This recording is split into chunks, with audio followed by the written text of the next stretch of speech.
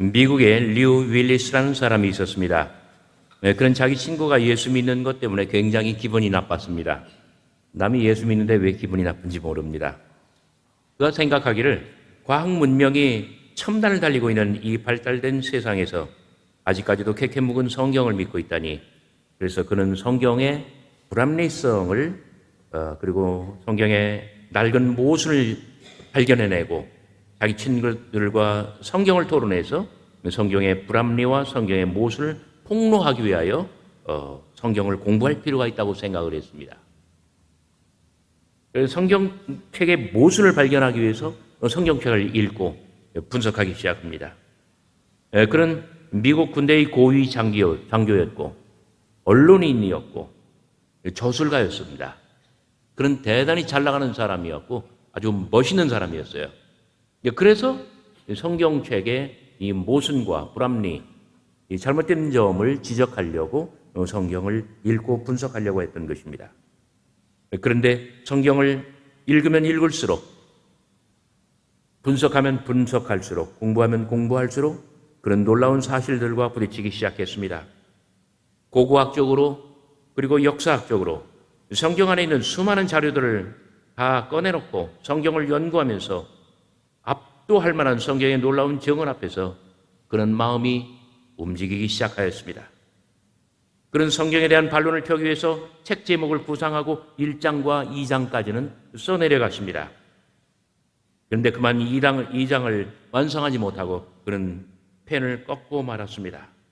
오히려 예수 그리스도를 자기의 구주로, 주님으로 영접하기에 이르는 것입니다. 그리고는 예수님과 사랑에 빠지기 시작했습니다. 그리고 새롭게 만난 이 예수 그리스도를, 그리고 성경에 관한 충격을 소화하기 위해서, 그리고 자신이 겪은 이 놀라운 발견을 사람들과 함께 나누기 위해서 그런 새로이 책을 쓰기 시작했습니다. 이 책은 소설로, 영화로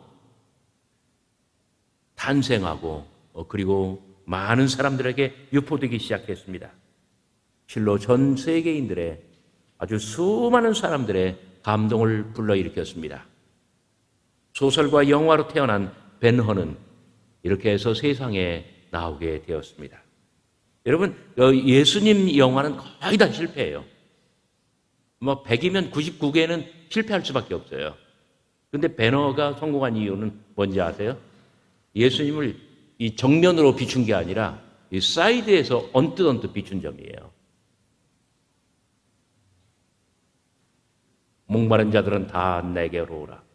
내가 그 배에서 영원토록 솟아나는 생수의 강이 흐르게 하리라. 이런 말씀을 하시는 어떤 산상수훈 같은 말씀. 근데 십자가에 어떤 달리기 위해서 골고다로 오르실 때 십자가를 지고 쓰러지며 목마르다. 그때 한 여인이 와서 예수님에게 물을 드리잖아요. 이 두 번의 강렬한 포인트, 그거를 조명하면서 이 벤허가 아주 대작이 된 거예요. 예수를 믿고 인생이 변한 사람은 참으로 아름답습니다. 예수를 믿고 인생이 변한 사람들의 이야기는 감동적입니다. 요한복음에서 니고데모가 바로 그런 사람입니다. 오늘 우리가 함께 읽은 요한복음 3장, 그리고 요한복음 7장, 요한복음 19장, 니고데모의 이야기는 3번에 걸쳐서 요한복음에 등장합니다. 바리새인 중에 니고데모라 하는 사람이 있었습니다. 그런 유대인의 관원이었습니다. 그가 한밤중에 예수님을 찾아왔습니다. 아마 그런 바리새인이었기 때문에 다른 사람들이 자신이 예수님을 만나는 것을 알지 못하도록 밤에 찾아온 것 같습니다. 랍비여, 우리가 당신은 하나님께로서 오신 선생인 줄 아나이다. 하나님이 함께 하시지 아니하시면 당신의 행하시는 이 표적을 아무라도 할 수 없음이니이다. 니고데모는 예수님께서 하나님께로부터 오신 선생님이신 것을 알고 믿고 그리고 그렇게 부르며 그렇게 고백했습니다. 요한복음에서는 예수님께서 선생님이라는 칭호를 받으실 때 굉장히 기뻐하셨다고 합니다. 그리고 나서는 바로 이렇게 신앙을 고백합니다. 하나님께서 함께 하시지 아니하시면 당신의 행하시는 이 표적을 아무라도 할 수 없음이니이다. 당신의 행하시는 이 표적. 니고데모는 예수님의 행사를 표적이라고 부릅니다. 당신이 행하시는 이 표적, 무엇을 일컬음일까요? 요한복음 2장에 표적의 이야기가 나옵니다. 2장 11절, 1절부터 11절까지는 가나 혼인잔치의 기적이거든요. 물로 포도주를 만든 기적이에요. 2장 11절, 예수께서 이 표적을 갈릴리 가나에서 행하여 그의 영광을 나타내시매 여자들이 그를 믿으니라. 요한복음은 기적을 표적이라고 부릅니다. 여러분, 표적, 기적이 나타나면 예수님을 믿겠습니까? 안 믿겠습니까? 믿죠? 왜? 기적이니까. 기적이가 아니라 기적.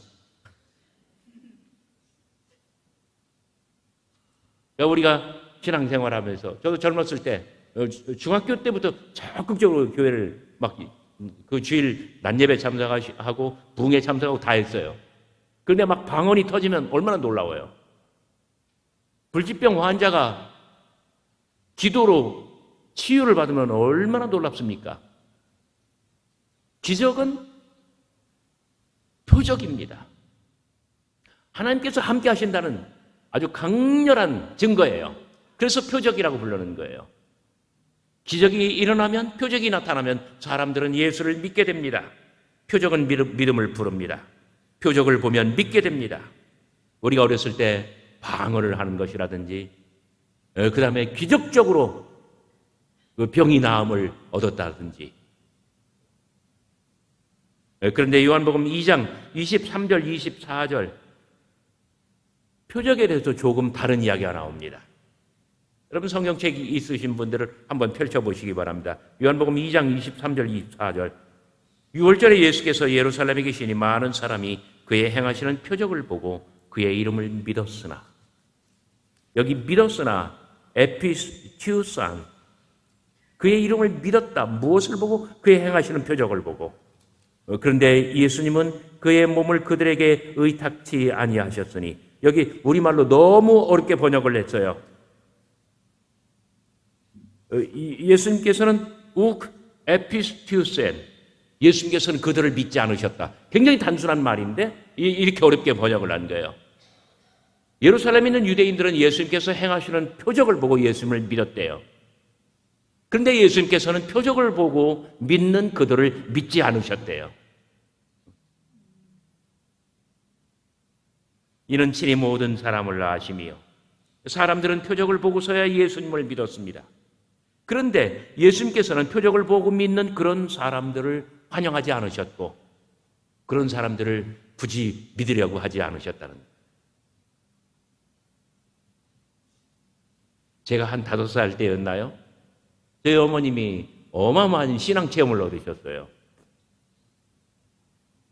기도원에 들어가셔서 기도 구글에서 기도를 하시는데, 어머님 막 이제 고도로 집중하고 이제 몰입하신 거예요.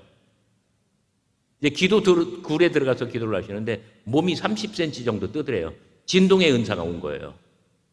그러면서 옛날부터 지었던 모든 죄가 생각이 다 나서 다 회개를 하고, 그리고 그 놀라운 신앙의 체험을 얻는데 몸이 막 진동을 하는 거예요. 그때 어머님께서는 어떤 영적인 은사를 받으셨어요. 이 투시의 은사도 받으시고, 그리고 병고침의 은사도 받으시고, 그 많은 사람들이 우리 집으로 기도를 받으러 왔어요. 어느 날인가 예수님께서, 여러분 사도행전 2장인가 아니에요, 4장인가 5장인가 아나니아와 삽비라 이야기가 나오죠. 어느 사람이 기도를 받으러 왔는데 어머님께서 기도를 하시다가 갑자기 음색이 바뀌셔요. 사랑하는 내 딸아, 왜 돈을 장롱 속에 감추었느냐? 어머니도 모르는 이야기예요. 어머니, 제가 한 5살 정도였는데 제가 다 봤어요. 어머니 신앙생활 다 감시했어요, 제가. 그 똑똑히 기억해요.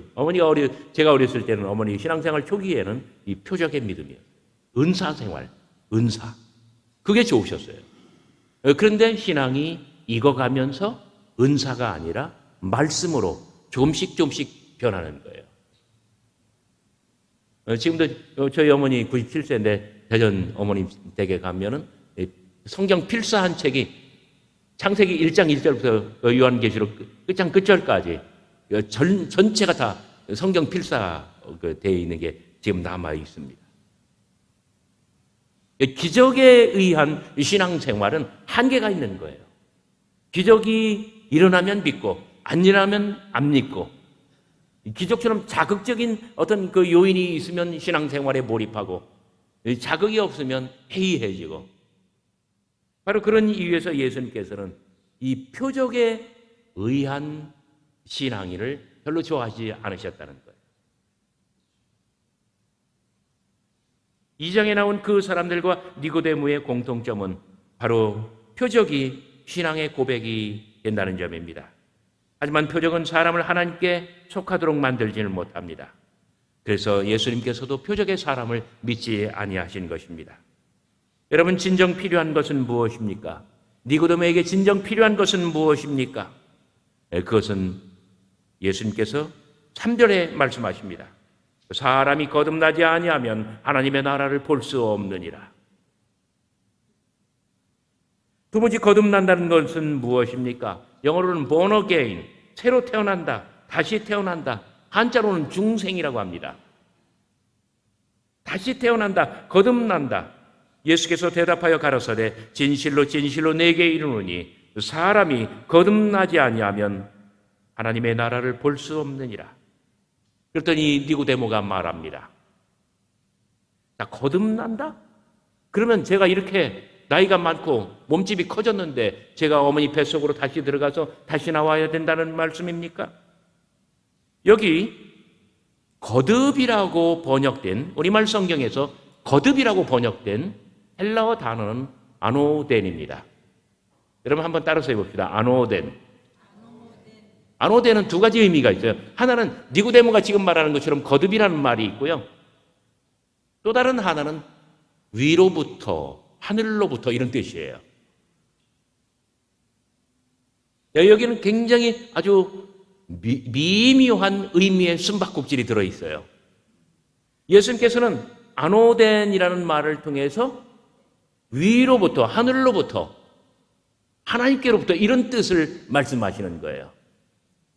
근데 니고데모는 어떻게 이해를 한 거예요? 거듭, 다시 한번 반복해서 이렇게 받아들인 거예요. 우리말 번역은 예수님을 따른 거예요? 니고데모를 따른 거예요? 니고데모를 따른 거예요. 예수님께서는 이런 뜻으로 말씀하셨어요. 사람이 위로부터 나지 아니하면 하나님의 나라를 결코 볼 수 없느니라.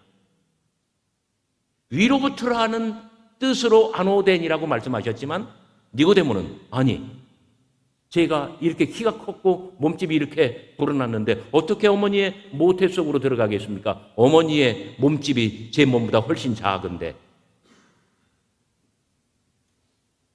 그때 예수님께서는 말씀하십니다. 사람이 물과 성령으로 나지 아니하면 하나님의 나라에 들어갈 수 없느니라. 위로부터 난다는 것은 무엇을 뜻합니까? 물과 성령으로 나는 것을 뜻합니다. 니고데모는 예수님의 뜻을 간파하지 못했던 거예요. 아노덴이라는 말은 신약 성경 전체를 통해서 7번 나타납니다. 요한복음에만 5번 나오고요. 그리고 야고보서 1장 17절, 각양의 좋은 은사와 온전한 선물이 다 위로부터 내려오나니. 분명 위로부터예요.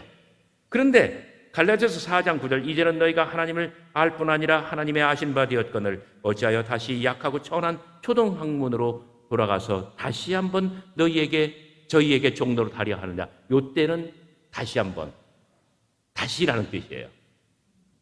요한복음에는 오늘 본문에 2번 나오고 다른 본문에 3번 더 나오는데 모두가 다 위로부터라는 뜻이에요. 아노데는 위로부터 나오는 것입니다.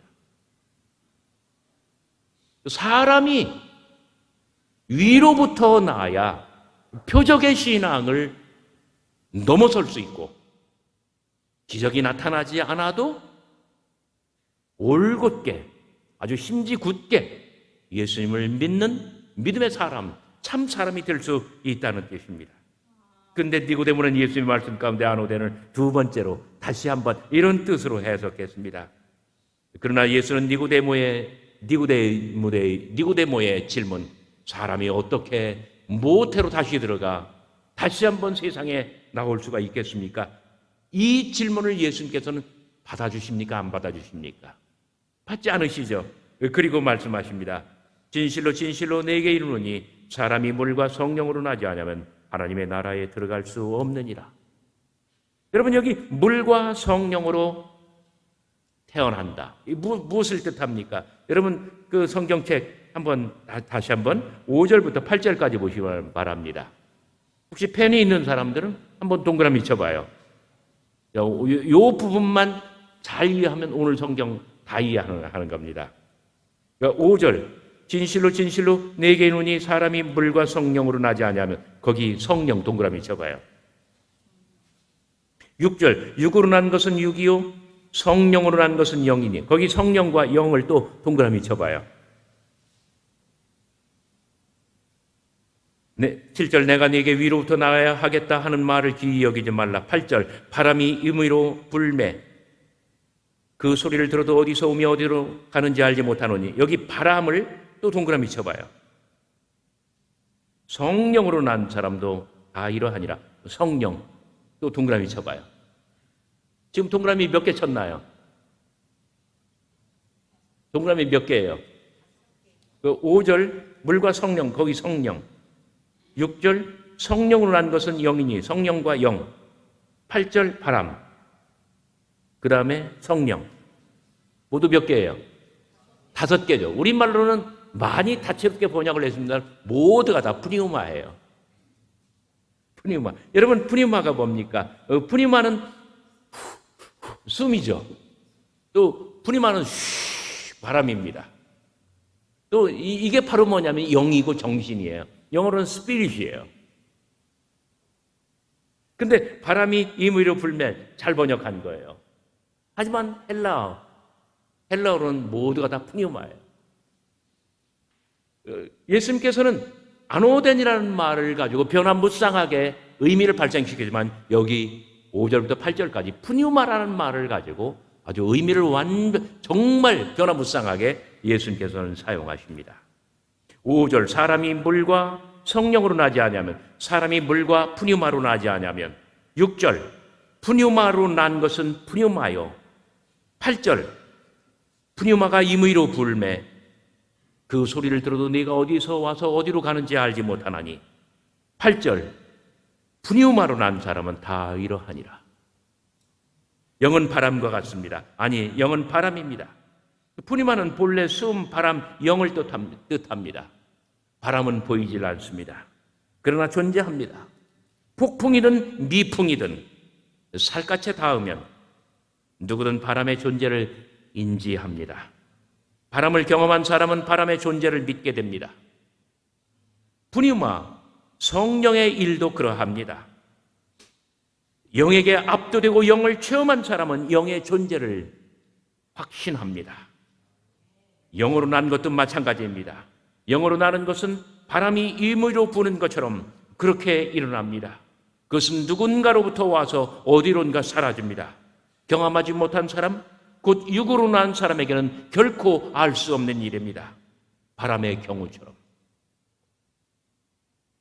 그러니까 살아있는 세상의 모든 사람들은 이 코로 들숨과 날숨이 오가요. 어떤 사람에게는 이것이 단순한 숨이지만, 그러나 예수를 믿는 사람들에게는, 하나님께 창조함을 받은 사람들에게는 이것이 그 코에 생기를 불어넣으시니 할 때 바로 그 푸니우마, 성령의 바람이 되는 거예요. 성령의 기운이 되는 것을 믿으시기를 바랍니다. 모든 사람에게 동일한 들숨과 날숨이 들락거려요. 어느 사람에게는 그냥 들숨이고 날숨이에요. 그러나 우리 예수를 믿는 사람들, 위로부터 난 사람들에게 이것은 하나님께서 내게 주시는 생명의 숨결이고 성령의 생명의 바람인 줄을 믿으시길 바랍니다.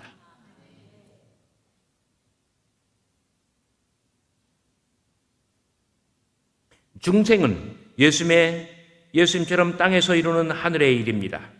니고데모를 향한 예수님의 말씀 12절 보시기 바랍니다. 땅의 일을 말하여도 너희가 믿지 아니하거든 하물며 하늘의 일을 말하면 어떻게 믿겠느냐.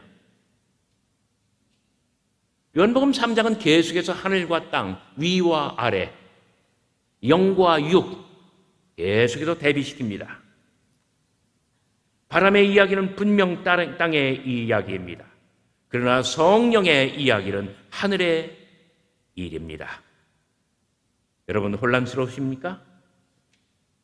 13절, 14절 니고데모야 들으라. 하늘에서 내려온 자 곧 인자 외에는 하늘에 올라간 자가 없느니라. 모세가 광야에서 뱀을 든 것 같이 인자도 들려야 하리니. 확실히 예수님께서는 하늘에서 내려오신 분, 위에서 내려오신 분이십니다. 그의 기원은 하늘에 있습니다. 인자가 하늘에 올라가셨다는 것은 예수님께서 십자가 위에서 돌아가신 것을 뜻합니다. 예수님은 하늘에서 내려온 자로서 땅에서 하늘의 사역을 마치고 하늘로 올라가셨습니다. 모세 때의 눕뱀과 불뱀 이야기를 아십니까? 눕뱀이 장대에 달려도 예수님께서는 십자가에 달리실 것입니다. 눕뱀이 장대에 달리듯 예수님께서는 십자가에 달리실 것입니다. 그러므로 예수는 땅에서 난 이와 달리, 땅에서 난 사람들과 달리 만물 위에 계신 분입니다. 3장 31절 위로부터 오시는 이는 만물 위에 계시고 땅에서 난 이는 땅에 속하며 땅에 속한 것을 말하느니라. 자, 예수님께서는 하나님이 보내신 이로서 영을 무한히 주시는 분이십니다. 그래서 34절 하나님이 보내시는 이는 하나님의 말씀을 하나니 이는 하나님이 성령을 한량없이 주심이니라. 그러므로 니고데모에게 필요한 것은 땅으로부터나 땅에 속했고 땅의 것을 말하는 사람들과 달리 예수님을 믿고 예수님을 따라 위로부터 나는 것입니다. 이런 사람은 예수님을 따라 위에 속한 사람이 되며 위의 것을 말하고 위의 것을 행하게 됩니다. 진정한 중생의 체험, 예수님을 믿고 거듭난다는 것은 영의 일로서 영으로 나는 것이고 하늘로부터 나는 것, 위로부터 나는 것, 그래서 온전히 위에 속하는 것, 하나님께 속하는 것입니다. 이제 진리의 비밀이 풀립니다. 예수님은 위에서 아래로 내려오신 분이십니다. 그리고 다시 위로 오르실 분이십니다. 그걸 알고 믿는 것이 바로 위로부터 나는 것입니다. 이 모두는 성령의 감동이고 보이지 않는 일, 바람이 오고 가는 것처럼 보이지 않는 일입니다. 그 코에 생기를 불어넣으시는 말입니다. 그러므로 하늘에서와 하늘로 오르신 예수를 믿는 바로 이 일이야말로 영으로 나는 것, 영으로 나는 것입니다. 여러분 오늘 설교가 어렵습니까? 진정한 믿음이란 이런 것입니다. 요한복음 3장 16절 다 같이 한번 펼쳐보시기 바랍니다. 진정한 믿음이란 이런 것입니다. 요한복음 3장 16절 다 같이 큰 소리로 한번 외워봅시다. 시작. 하나님이 세상을 이처럼 사랑하사 독생자를 주셨으니 이는 그를 믿는 자마다 멸망하지 않고 영생을 얻게 하려 하심이니라. 아멘. 이는 그를 믿는 자마다 멸망하지 않고 영생을 얻게 하려 하심이니라. 이것을 믿는 사람이 예수님이야말로 하나님께서 보내셔서 하늘로부터 세상에 오신 분이시고 그리고 세상에서 땅에서 하늘의 일을 다 마치시고 다시 하늘로 돌아가신 분. 이것을 믿는 사람은 영생을 받는다는 점. 이런 사람이 바로 위로부터 난 사람입니다. 그날의 대화는 니고데모를 변화시켰습니다. 7장 50절, 51절, 52절 말씀을 보면 바리새인들과 대제사장들과 하석들 사이의 대화입니다. 그러나 니고데모는 하늘에 속했고 믿음의 사람이 되었는지라 예수님을 변호하고 예수님을 보호합니다. 19장의 니고데모 이야기, 19장 38절 이야기는 어떻습니까? 예수님께서 돌아가셨을 때 자기의 거의 모든 전 재산을 다 털어서 아주 장엄한 예수님의 장례식을 치러드립니다. 이렇게 해서 니고데모는 점점 더 위에 속한 사람으로서 믿음이 발전하고 큰 신앙의 사람이 되어서 예수님의 생애와 함께하고 예수님의 구속사적 이 대업을 함께 나누는 그런 사람이 된 것입니다. 여러분, 40년 동안 종교 생활을 하면서도 여전히 자기중심적이고 신앙에 감격이 없어 답답해 하던 한 여인이 있었습니다. 마침내 그녀는 순영원에 투신하여 계율과 의무에 열중하였습니다. 그러나 마음의 차가움과 공허는 여전하였습니다. 마음은 냉랭하기 그지없었습니다. 그러던 어느 날 복도를 걸어가다가 주님께서 헤롯의 뜰에서 채찍을 맞으시는 그 성화를 바라보게 됩니다. 이제 수백 번도 더 본 그 성화였지만 바로 그날 그 순간이 완전히 경이로운 순간으로 다가왔습니다. 여기서 여인은 자신을 위해 고난받고 계신 하나님의 참 사람, 자신을 위해서 채찍을 맞는 그 사람을 드디어 바라보게 됩니다. 그가 채찍에 맞음으로 우리가 나음을 입었고, 한참 후 여인은 다시 일어섰습니다. 이 여인은 드디어 새로운 영혼으로 인생이 일어서게 되었습니다. 더 이상 이 여인의 가슴에서 이 여인은 옛사람이 아니었습니다. 사랑의 파도가 여인의 가슴에서 출렁거리고 있었습니다. 이 여인이 바로 마더 테레사 수녀입니다. 정말 바람이 어디에서 와서 우리의 살갗을 스치고 어디로 가는지 우리는 알지 못하지만 때로는 우리가 인생을 살면서 정말 이렇게 비범한 순간을 맞이하기도 하는 법입니다. 그날 니고데모가 체험했던 정말 모태로부터 난 사람, 땅으로부터 난 사람이 드디어 예수님을 인격적으로 만나고 이제는 위에 속한 사람, 하늘에 속한 사람, 영에 속한 사람이 되시기를 주의 이름으로 축원합니다.